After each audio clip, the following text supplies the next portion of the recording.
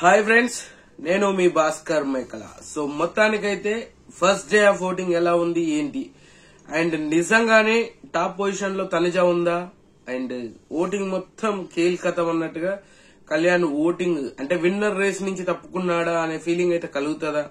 So నిజంగానే చాలా టెస్టులు ఉన్నాయి అండ్ చాలా ఇంట్రెస్టింగ్ ఓటింగ్ అన్నమాట. అండ్ ఈసారి ఎలిమినేషన్ ఎవరు ఫేస్ చేసే ఛాన్స్ ఉంది అని అనుకుంటున్నారు. సో మొత్తానికి ఇలాంటివన్నీ తెలుసుకుందాం. అంతకంటే ముందు వీడియోకి ఒక లైక్ వేసుకోండి ప్లీజ్. ఒక లైక్ వేసి వీడియో ఎండ్ వరకు చూసే ప్రయత్నం చేయండి. అలాగే మధ్యలో హైప్ అనే బటన్ వస్తుంది కదా, అంటే మీకు కామెంట్ చేసే దాని పక్కనే హైప్ అనే బటన్ ఉంటుంది, దాని మీద కూడా ఒకసారి క్లిక్ చేయండి. వీడియో చూసే ప్రయత్నంలో ఎక్కడైనా నచ్చితే ఖచ్చితంగా సబ్స్క్రైబ్ చేసుకోండి. ఇంకా లేట్ చేయకుండా ఓటింగ్ ఆర్డర్స్ లోకి వెళ్దాం. సో అంతకంటే ముందు నిన్న ఎపిసోడ్ లో ఏం జరిగింది, అండ్ నిజంగా ఎపిసోడ్ లో జరిగేది కొంతే చూపిస్తున్నారు, అంటే మెయిన్ పాయింట్సే చూపించడం. కొన్ని విషయాల్లో కొంతమందికి వర్కౌట్ అయ్యే టాపిక్స్ ఉన్నా కూడా అవి లేపేస్తున్నారు. అంటే చాలా ఇంట్రెస్టింగ్ టాపిక్స్ ఉన్నాయి, అవి కూడా ఎడిటింగ్ లో లేపేశారా అంటే లేపేశారనే చెప్పొచ్చు. రాముది అవని, రమ్య తనుజ ఇష్యూ అవని, అండ్ ఐషది రీతుది అవని, కొన్ని విషయాల్లో చాలా కట్ గా తీసేశారు. అండ్ చాలా అంటే చాలా. సో నిన్న తనుజ వర్సెస్ రమ్య, నిజంగా రమ్య కిడిష్ మెంటాలిటీ, అంటే చిన్నపిల్లలాగా మాట్లాడుతూ ఉంది అనే ఫీలింగ్ అయితే కలిగింది నాకైతే. సో ఇప్పుడు బంధాలు బాండింగ్లు పెట్టుకుని అది ఒక్క టాపిక్ నే రేజ్ చేసి రిపీటెడ్ గా టాపిక్ ని రేజ్ చేస్తుంది తప్పితే అంతకు మించి పెద్దగా ఎక్కడ ఆ పాయింట్ కనెక్ట్ చేయలేకపోతుంది. సో ఇక్కడ కావాల్సినంత ఎలివేషన్ తనుజకి ఇవ్వడం తప్పితే వీళ్ళు ఇంకా అనవసరంగా తనుజను నామినేట్ చేయడం వేస్ట్. ఎందుకంటే తనుజకి అంత ఎలివేషన్ ఇచ్చేస్తున్నారు, ఆమె చాలా బాగా డిఫైన్ చేసుకుంటుంది. తనుజ విషయం వచ్చేసరికి రమ్యకి ఎంతసేపు నువ్వు బాండింగ్ నువ్వు చేసేది ఏంది, పులిహోర కంటెంటే కదా, పవన్ తో కలుపుతున్నావు. ఆల్రెడీ అన్సీన్ లో మీరు చూసే గౌరవ్ బర్త్డే విషయం కూడా చేసినప్పుడు కేక్ కట్ చేసినాక తర్వాత అందరు చిన్న పీసులు తీసుకుంటే నేను గౌరవ్ కోసమే జస్ట్ వాళ్ళ ఇంట్లో వాళ్ళు హ్యాపీగా ఫీల్ అవుతారని కట్ చేపించాను, మీరు తినడానికి కాదు అని చెప్పేసి అంటే అందరు అక్కడ పడేసిపోతారు కేక్. సో అలా కొన్ని విషయాలు రమ్య మరి ఎందుకు తెలిసి చేస్తుందా తెలియక చేస్తుందా కాదు, ఏదో కాంట్రవర్సీ క్రియేట్ చేయాలి. సో మాట్లాడేసింది బాగానే. ఏంది అంటే నువ్వు బాండింగ్లు, సీరియల్ యాక్టర్, సినిమా యాక్టర్, ఏదో యాక్టర్లు, అసలు సంబంధం ఏమైనా ఉందా? అంత హైప్ ఇవ్వాల్సిన అవసరమే లేదు. సో తనుజ విషయం వచ్చేసరికి మాత్రం కంప్లీట్ గా వీళ్ళు మిస్టేక్ చేస్తున్నట్టుగానే అనిపించింది నాకు.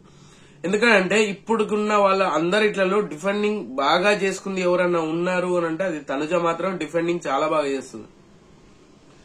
ఆరగెంట్ గా ఉంటుంది, అగ్రెసివ్ గా ఉంటుంది, అండ్ లాజికల్ గా మాట్లాడుతుంది. ఇది చాలా క్లియర్ గా ఉంది. అండ్ రీతు ఆయేష విషయంలో ఆల్రెడీ రీతుకి ఆయేషకి చాలా ఇష్యూ అయింది, బట్ అదేంది కొంచెమే చూపించారంట.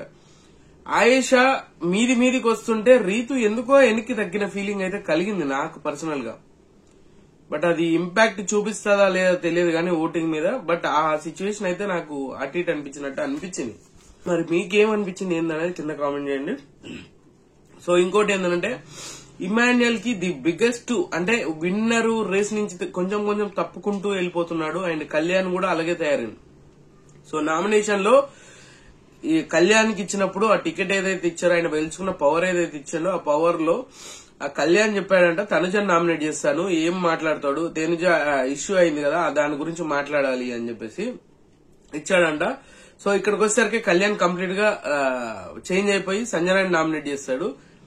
అది షాకింగ్ గా ఉన్నా, బట్ అక్కడే నామినేషన్ లోనే మనోడు మాట్లాడకుండా ఉంటే బాగుండేదేమో అంత సిచ్యువేషన్. నేనేందనంటే ఖచ్చితంగా సంజన గారిని నువ్వు నామినేట్ చేయను, నువ్వు తనుజను నామినేట్ చేస్తావు. అలా అన్నప్పుడు ఖచ్చితంగా నువ్వు తనుజను నామినేట్ చేయాలి. నువ్వు ఎందుకు మాట మార్చావు, నాకు అసలు అది నచ్చలేదు. నమ్మించి వెన్నుపోటు పొడవడం అంటే ఇదే, వెన్నుపోటు ఒడిసావు నువ్వు, అది ఇదని చెప్పేసి ఆర్గ్యూ చేస్తాడు. ఒకవేళ సంజన వెళ్ళిపోతే దానికి నాకు అది నేను తట్టుకోలేను, నేను అది తీసుకోలేను అన్నాడు. నా నామినేషన్ నేను చేస్తున్నప్పుడు నువ్వు నీకు అలా అనుకుంటే నేను నీకు ఇచ్చేవాను కాదు, ఖచ్చితంగా నా దగ్గర ఒకటి పెట్టుకోవాల్సింది అని చెప్పేసి తెగ ఫీల్ అయిపోతున్నాడు. నామినేషన్ కి వచ్చి చేసింది ఏంది, నువ్వు ఏం మాట్లాడుతున్నావు, అసలు నువ్వు నామినేషన్ లో లేకుండా ఉంటున్నావు. బట్ నువ్వు ఇది ఇంకా వరస్ట్ గా ఉంది. ఇప్పుడు నువ్వు తనుజని ఏమన్నా అనుకోవాలి, తనుజ మీద నామినేషన్ చేయాలి, తనుజ మీద పాయింట్స్ ఉన్నాయంటే నీ చేతిలో పవరే కదా, నువ్వు మాత్రం సేఫ్ గా ఉండాలి, మనం మాత్రం గోడ మీద పిల్లి టైప్ ఉండాలి. కానీ వేరే వాడు మాత్రం బద్నాం అవ్వాలి. వాడు సంకనాకి పోతుంటే పర్లేదు, మనం హ్యాపీగా సంకలు కొట్టుకుంటూ కూర్చోవచ్చు అనమాట. అలాంటి పనికి మాలిన స్ట్రాటజీ ఏంది స్వామి నీకు? మళ్ళీ తర్వాత వచ్చి నీతులు చెప్పడం అలా ఇలా అని చెప్పేసి. నిజంగానే ఈ విషయంలో మీరు కావాలంటే అన్సీన్ లో కూడా కాదు, లైవ్ లో చూసిన వాళ్ళకి అర్థమవుతుంది.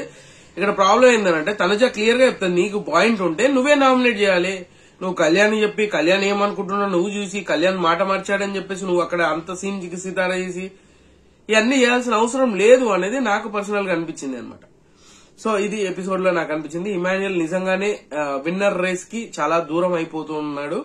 సో మరి అది మార్చేది ఎప్పుడు? సో ఖచ్చితంగా ఆల్రెడీ హైపర్ ఆది చాలా క్లియర్ ఇంట్స్ అయితే ఇచ్చారు అందరికి, అందరూ వర్కౌట్ చేసుకుంటున్నారు. అందులో తనుజ బెస్ట్ వర్కౌట్ చేస్తుంది అనేది క్లియర్ గా అర్థమవుతుంది. ఇంకా ఓటింగ్ ఆర్డర్ కు చూద్దాం. అండ్ టాప్ పొజిషన్ వచ్చేసరికి తనుజానే ఉంది. తనుజాని ఇంకా కొట్టే వాళ్ళు లేదా అన్న రేంజ్ లో ఓటింగ్ అయితే నడుస్తూ ఉంది. అండ్ 34% తోటి నిన్నటితోటి ఇంకా గ్రాఫ్ పైకి వెళ్తూ ఉంది అనమాట. చాలా మంది తనుజకు డబ్బా కొడుతున్నాము అని అనుకుంటున్నారు. ప్లీజ్ అలా అనుకోకండి, ఎందుకనంటే ఉన్నది మాత్రమే చెప్పడానికి ట్రై చేస్తాం. ఇంకొకటి ఏంటంటే ఎవరు బాటమ్ లో ఉంటే వాళ్ళ ఫ్యాన్స్ ఎవరైతే ఉంటారో వాళ్ళు యాక్టివ్ అయ్యి వాళ్ళు ఓట్లు వేసుకుని వాళ్ళు సేఫ్ జోన్ లోకి వెళ్ళడానికి ట్రై చేస్తారు. సో టాప్ పొజిషన్ ఉన్నంత మాత్రాన నేను చెప్పినంత మాత్రాన టాప్ పొజిషన్ అయిపోతుంది అంటే కాదు, అది మీ కష్టం. మీరు టైం కేటాయించి మీరు ఓట్లేస్తే మాత్రమే ఆ పొజిషన్ వస్తుంది, లేకపోతే టాటా బై బై చెప్పేదే. సో ఇలా చెప్పడానికి నేనెవరు, అక్కడ చూడడానికి వాళ్ళెవరు అన్నట్టుగా. సో మీకు నచ్చిన వాళ్ళు మీరు ఓట్లేస్తే మాత్రమే ఈ పొజిషన్స్ అనేవి వస్తాయి తప్పితే మాకు పర్సనల్ గా ఎవరికి డబ్బా కొట్టాల్సిన అవసరం లేదు. డబ్బా కొట్టే డబ్బా రాయిలు చాలా మంది ఉన్నారు, వాళ్ళ దగ్గర కామెంట్ చేసుకోండి, ప్రాబ్లం ఏం లేదు.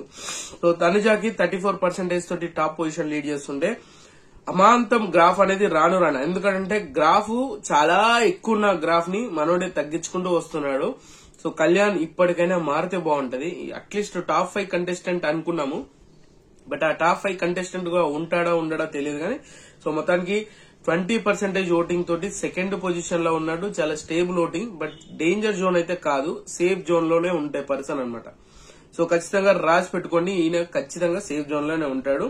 త్రూ అవుట్ వీక్ మొత్తం కూడా ఈయన సెకండ్ పొజిషన్ ఫస్ట్ పొజిషన్ కి ఏమన్నా ఎగబాకి ఛాన్సెస్ ఉందా అనేది అయితే అంత భీకరంగా ఉండే ఓటింగ్ అనేది పడాలి, మరి పడుతుందా లేదో తెలియదు. సో తర్వాత వచ్చేసరికి థర్డ్ పొజిషన్ వచ్చేసరికి సంజన ఉంది. సంజనకి 12% ఓటింగ్ అయితే నడుస్తుంది. 12% అంటే చాలా స్టేబుల్ ఓటింగ్ పడుతుంది అండ్ చాలా మంచి ఓటింగ్. బట్ ఇంకోటి ఏంటంటే సంజన ఎక్కడ కనిపించట్లేదు, ఎంతసేపు వాళ్ళకు భజన చేసుకుంటూ చేయడం తప్పితే సంజన గారు ఇండివిజువల్ గా ఆమెకంటూ ఒక ఇండివిజువల్ డెసిషన్ లేదు. నామినేషన్ లో కూడా వచ్చి పాయింట్స్ చెప్పింది నిన్న, నీ వల్ల వెళ్ళిపోయాడు. నిజంగా చెప్పాలి అంటే దివ్య నామినేట్ చేయలేదు బర్నీని, సంజన నామినేట్ చేసింది. సో అందరూ నాగార్జున గారు ఏదో చెప్పారు, ఆ గ్రాఫ్ ఇది అది అని చెప్పారని చెప్పేసి ఎక్కడికో తీసుకెళ్లి ఆమెను బ్యాడ్ చేయాలనుకుంటున్నారు. నిజంగానే ఎప్పుడైనా గుర్తుపెట్టుకోండి, బిగ్ బాస్ లో మనం ఒకటి అనుకుంటే అది వాళ్ళకి నెగిటివ్ గా కాదు, వాళ్ళకి పాజిటివ్ అవుతుంది అని అనుకుంటే బయట అది వాళ్ళకే పాజిటివ్ అవుతుంది. ఎవరైతే నెగిటివ్ చేయాలనుకుంటున్నారో వాళ్ళకి బయట వచ్చేసరికి నెగిటివ్ అవుతుంది. అక్కడ నెగిటివ్ అయ్యే వాళ్ళు ఎవరు ఉన్నారో వాళ్ళకి బయట పాజిటివ్ అయ్యే ఛాన్సెస్ ఎక్కువ ఉన్నాయి, ఎందుకంటే మనం చూస్తాం కాబట్టి. సో దివ్య వల్ల బర్నీ వెళ్ళిపోలేదు, సంజన వల్లనే వెళ్ళిపోయాడు. సంజన నామినేట్ చేయకపోతే బర్నీ వెళ్ళిపోయేటోడు కాదు. సో అది కొంచెం ఆలోచించాలి. సో అది ఆలోచించకుండా ముందుకు తీసుకెళ్లినారా అనే ఫీలింగ్ అయితే నాకు అనిపించింది. అండ్ ఎక్కడ కనిపించట్లేదు, అంత ముసుగులో గుద్దులాట్లుగా గుంపులో గోవిందలాగా వెళ్ళిపోతూ ఉంది అనమాట. సో సంజన థర్డ్ పొజిషన్ లో ఉంది. ఫోర్త్ పొజిషన్ వచ్చేసరికి రమ్య. సో రమ్యకి 10% ఓటింగ్ పడుతుంది అండ్ ఊహించిన దానికంటే కొంచెం బెటర్ గానే పడుతుంది. బట్ ఈమె ఎక్స్పెక్టేషన్ ఏంటంటే మనం తోపు అనే రేంజ్ లో ఎక్స్పెక్ట్ చేస్తుంది. బయట మనోళ్ళు ఉన్నారు చూసుకుంటారులే అనే ఫీలింగ్ లో ఉన్నట్టుంది. అక్క అతి తొందరగానే బయటకు వచ్చేస్తుంది.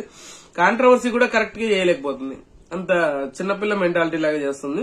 తర్వాత వచ్చేసరికి రీతు ఉంది అండ్ 5th పొజిషన్ లో 10% ఓటింగ్ తోటి. రీతుకు ఈ వారం బాగా కలిసి వస్తాదేమో అనిపిస్తుంది, నాకు ఎక్కడో కొడుతుంది సీనా అలా అనిపిస్తుంది అనమాట. సో 10% ఓటింగ్ తోటి రీతు 5th పొజిషన్ లో ఉంది. అండ్ 6th పొజిషన్ వచ్చేసరికి దివ్య ఉంది. దివ్య ఓటింగ్ పెరిగింది అండ్ దివ్య ఓటింగ్ స్టేబుల్ గా పడబోతుంది ఇప్పటి నుంచి. సో దివ్యకి వర్కౌట్ అవుతుంది ఈ వీక్ కూడా. సో ఖచ్చితంగా దివ్య ఎలిమినేషన్ అనేది అందరూ ఫిక్స్ అయిపోతున్నారు, బట్ అది కొంచెం మైండ్ లో నుంచి తీసి ఆమెకు ఎలివేషన్ ఇవ్వకుండా ఉంటే బాగుంటది అనేది నా పర్సనల్ అభిప్రాయం. అండ్ 8% ఓటింగ్ తోటి ఈమె 6th పొజిషన్ లో ఉంది. అండ్ చాలా స్టేబుల్ ఓటింగ్ అయితే పడుతుంది. అండ్ తర్వాత పొజిషన్ వచ్చేసరికి రాము రాథోడ్ ఉన్నాడు, 4% ఓటింగ్ అనమాట. ఊహించిన దానికంటే ఎక్కువగా ఇప్పుడు మొన్న నామినేషన్ లో ఎలిమినేషన్ లో మనోడు సేవ్ అయినప్పుడు ఆ కాన్ఫిడెంట్ ఒక రేంజ్ లో ఉంది, కానీ ఆ కాన్ఫిడెంట్ ఓవర్ కాన్ఫిడెంట్ అయిపోతుందేమో అనే ఫీలింగ్ అయితే కలుగుతుంది నాకు. బట్ చూస్తూ ఉంటే అర్థమవుతుంది మీకు. ఇంకోటి ఏంటంటే ఈ వీక్ లాంగ్ గా వచ్చింది ఓటింగ్ ఆర్డర్స్ అనేది, ఎందుకంటే నిన్నటితోటి తొందరగా క్లోజ్ అయిపోయింది. నిన్న ఎపిసోడ్ అయిపోయిన దగ్గర నుంచి హాట్ స్టార్ లో ఓటింగ్ అనేది స్టార్ట్ అయిపోయింది కాబట్టి కొంచెం ఓట్ బ్యాంక్ అనేది గజిబిజి గందరగోళంగా అయ్యే ఛాన్సెస్ ఉంది. ఎక్కువ రోజులు వచ్చింది కాబట్టి కొంచెం ఆలోచించుకొని ఓట్లు వేసుకోండి మీకు నచ్చిన కంటెస్టెంట్ కి. అండ్ తర్వాత పొజిషన్ వచ్చేసరికి రాము రాథోడ్ తర్వాత సాయి శ్రీనివాస్ ఉన్నాడు, 2% ఓటింగ్ ఈయనకు. సో ఈసారి సాయి శ్రీనివాస్ ఖచ్చితంగా వెళ్లిపోయే ఛాన్సెస్ ఎక్కువగా ఉంది. అండ్ వైల్డ్ కార్డ్ గా వచ్చిన ఫస్ట్ పర్సన్ వెళ్లిపోయే ఛాన్సెస్ కూడా ఎందుకు అనంటే సాయి ఈయన గేమ్ కంటే ఎదుటి వాళ్ళ మాటలు ఎక్కువ అయిపోయినాయి అనమాట. అక్కడ చెప్పడం ఇక్కడ చెప్పడం ఒక అనాలిసిస్, అంటే అది ఒక కన్సర్న్ లాగా తీసుకుంటున్నాడా లేదు అని అంటే ఎదుటి వాళ్ళకి అది చెప్పేయాలనే ఇంటెన్షన్ అనమాట. ఇప్పుడు నువ్వు నేను ఒక మాట మాట్లాడుకుంటే ఆ మాట తీసుకెళ్లి ఇంకొకరు చెప్పేస్తున్నాడు, అది ఎవరైతే ఉన్నారో వాళ్ళకి చెప్పేస్తున్నాడు. వాళ్ళు ఏం మాట్లాడుతున్నారో అది తీసుకొచ్చి వీళ్ళకి చెప్తున్నాడు. ఈ మాటలు చెప్పడం వల్ల జనాలకి ఒక తెలియని ఇరిటేషన్ వస్తుంది, అది నచ్చదు అంత ఈజీగా. సో మీరు జెన్యున్ గా ఉండడానికి ట్రై చేయాలి తప్పితే ఆ జెన్యునిటీని మిస్ చేయడానికి అయితే యూజ్ చేయకూడదు అనేది నాకు పర్సనల్ గా అనిపించింది అనమాట. సో ఖచ్చితంగా అది మాత్రం గుర్తుపెట్టుకొని ముందుకెళ్తే బెటర్ అనేది. సో మొత్తానికి ఇప్పుడు డేంజర్ జోన్ లో ఉంది అని చెప్పుకోవడానికి ఏం లేదు, ఎందుకంటే ఓటింగ్ ఆర్డర్ షిఫ్ట్ అయ్యి కాబట్టి. బాటమ్ 2 లో ఉంది మాత్రం రాము అండ్ సాయి. సో సాయి శ్రీనివాస్ వీళ్ళిద్దరిలో ఒకరు వెళ్ళిపోతారని చెప్పలేము గానీ, బట్ వీళ్ళిద్దరికి డేంజర్ జోన్ అయితే ఉంది. ఈ డేంజర్ జోన్ ముచ్చట వేరేలాగా ఉండబోతుంది. సో మాక్సిమం ఈ వారం కూడా ఏదో ట్విస్ట్ ఉండబోతుంది, ట్విస్ట్ ఉంటది కూడా, రాసి పెట్టుకోండి. సో ఈసారి వైల్డ్ కార్డ్ నుంచి పరిస్థితి వేరేలాగా ఉండబోతుంది. వైల్డ్ కార్డ్స్ నుంచి మీరు ఎక్స్పెక్ట్ చేసిన కంటెంట్ కంటే ఈ ఓల్డ్ హౌస్ మేట్స్ ఉన్నారు కదా, వాళ్ళ దగ్గర నుంచి ఎక్కువ కంటెంట్ వచ్చే ఛాన్సెస్ ఎక్కువ ఉంది. సో ఇన్పుట్స్ ని బాగా క్లారిటీగా అర్థం చేసుకున్న ఫీలింగ్ అయితే కలిగింది నాకైతే. సో మీకేమనిపించింది ఏంటని కింద కామెంట్ చేయండి. ఖచ్చితంగా ఈ వీడియో మీకు నచ్చింది అనుకుంటున్నాను. నచ్చితే లైక్ చేయండి, షేర్ చేయండి, కామెంట్ చేయండి, సబ్స్క్రైబ్ చేయడం మర్చిపోదు. And good luck.